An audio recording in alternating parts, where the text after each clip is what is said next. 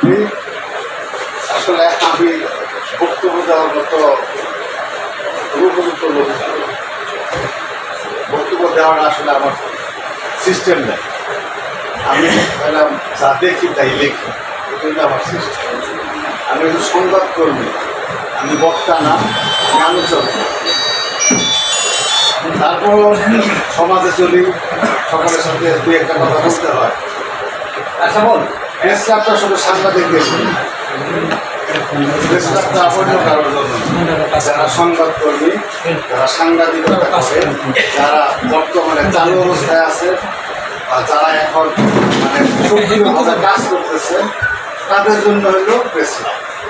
যারা এখানে কারোর সাথে আমার পক্ষের বিষয় না, বিপক্ষের বিষয়ও না, বিরোধীদের কিছু বিষয় না, বা সপক্ষের বক্তব্য না।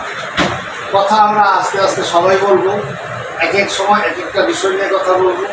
আমরা নিজেরা পরিচিত হওয়ার জন্য আমার পরামর্শটা ছিল দেন, আমরা নিজেরা রাজনৈতিক বর্তমানে যেহেতু একটা পথ পরিবর্তন হয়েছে, এই রাজনৈতিক পথ পরিবর্তন হওয়ার পরে যারা এখন দেশকে নিয়ে বেশি ভালো ভাবছে, তাদের সাথে আমাদের পরিচয়টা হওয়ার জন্য কিন্তু আমার আজকে এই চিন্তাটা যে আমরা একটা কাজ করি, দেখি তাদের সাথে বসে কথা বলা যায় কিনা, বা তাদেরকে আহ্বান করা যায় কিনা, কিংবা তাদের সাথে আমরা বসে মিটিং করে আমাদের পরিচিতিটা আনতে পারি কিনা।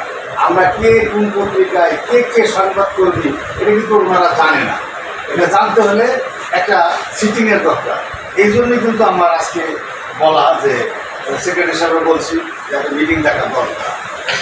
আর আরও কিছু আমাদের অভ্যন্তরীণ কিছু কাজকর্ম আছে, কিছু কথাবার্তা আছে, এগুলি এই মুহূর্তে বলা যাচ্ছে না, বলা সম্ভব হচ্ছে না।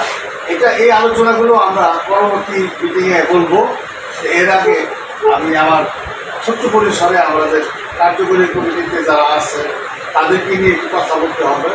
তাদের সাথে কথা বলি, কথা শোনার পরে আমি আপনাদের সাথে এই বিষয়ে বিস্তারিত আলোচনা আর ওপেন কথা বলার কেন দিচ্ছি, আমার ভিতরে আমি কিন্তু মানুষ, আমার জ্ঞান যেন আসলে আমি বক্তব্য দেওয়ার মতো উপযুক্ত লোক, বক্তব্য দেওয়াটা আসলে আমার সিস্টেম নেই। আমি যা দেখি তাই লিখি, এটা আমার সিস্টেম। আমি একটু সংবাদ কর্মী, আমি বক্তা না, আমি আলোচক। তারপর সমাজে চলি, সকলের সাথে দুই একটা কথা বলতে হয়। আচ্ছা বল, প্রেস ক্লাবটা শুধু সাংবাদিকদের, প্রেস ক্লাবটা